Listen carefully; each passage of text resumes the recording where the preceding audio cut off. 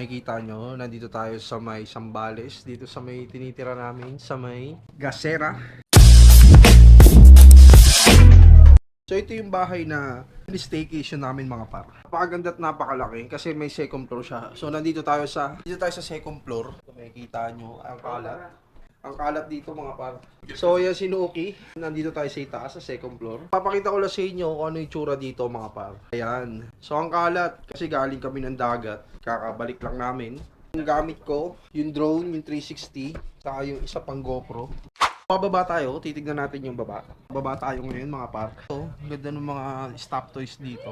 Ayan, paganda ng stop toys. Ito yung ano niya, baba. Buksan natin yung ilaw. Ayan oh. Ang ganda mga par. O, diba? Buksan natin yung ilaw. Ayan.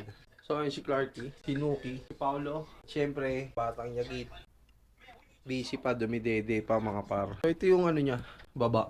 Nakalaki diba? Ilang kami lahat dito? 7. Mana kami dito sa loob, tapos yung pinsan ko tsaka yung asawa niya. Ito yung kitchen, lababo, lamesa, kainan yan mga par. Ganda. Pagkagising mo sa umaga, makikita mo yan oh, yung labas. Yan yung labas. Tapos dito sa CR, ayan mga par oh, yung CR, ang ganda. Oh, ba? Yung CR niya. So ang renta dito mga par is 7.5. 22 hours. Pero 3 days kami. Bali, pumalo siya ng sa 3 days mga par is 14K.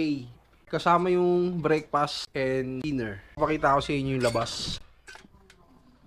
So, yan yung mga par na pinag-i-stayan namin. May malawak dito. Napakaganda rito mga par. So, nakita nyo naman to sa unang vlog ko. Face nyo lang or Google Map nyo lang. Gasera, Liuliwa. Ayan o. Tignan nyo rito yung pangalan. Ayan o. Gasera de Liuliwa.